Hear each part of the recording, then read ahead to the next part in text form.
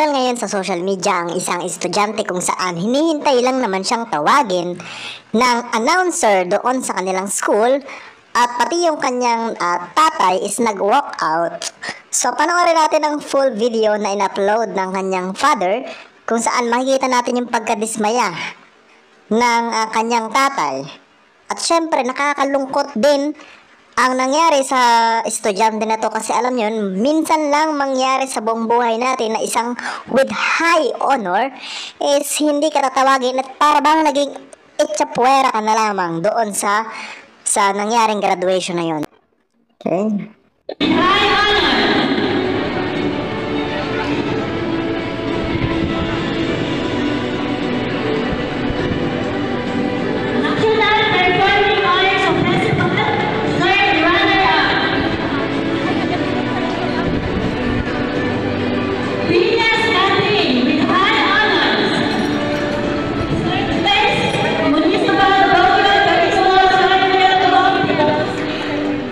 So makikita ninyo din sa video, hinihintay ng dalawang magtatay na tawagin yung pangalan nila kasi ang dami ng dumaan na estudyante, bakit hindi tinatawag yung names nung kanyang anak.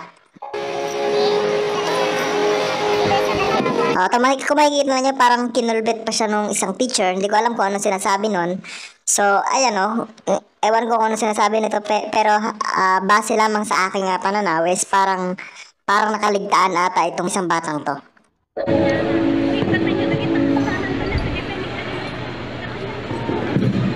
Tapos ayan medyo tumagal pa, parang naglo-loading yung kanilang isip.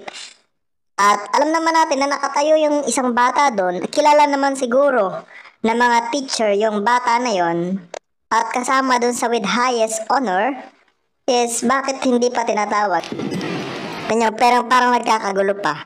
Hindi pa masyadong, alam nyo, parang nakikita ko hindi masyadong organized yung nangyaring graduation dito sa kanilang lugar.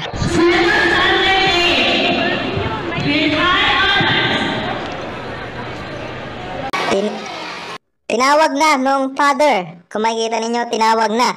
Ginano na. Pero parang wala pa rin nakikita, walang nangyayari. Hindi pa rin sila ina-assist, diba? Tinawag na.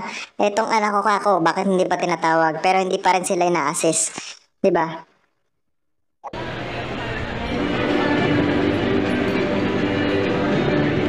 Okay.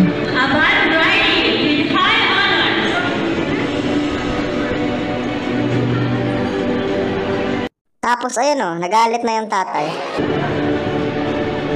Ayan talagang sinasabi niya na yung anak niya, bakit hindi tinatawag yung anak ko?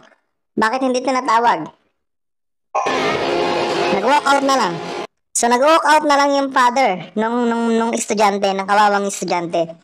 So yan, dahil nga sa pag-walk out is parang nadismay yung tatay at hindi niya alam kung bakit hindi tinatawag yung kanyang anak. Sando naman, nakikita naman ng mga teacher na siguro naman andun yung advisor niya at kilala niya yung bata kasi hindi magiging with highest honor kung hindi niya kilala yung estudyante niya, diba? Imposible naman kahit hindi with highest honor yan. Kilala niya yan kahit pinakang lowest dun sa kanilang section is kilala niya yan. Yung pa kayang with highest honor, imposible na hindi niya kilala, diba?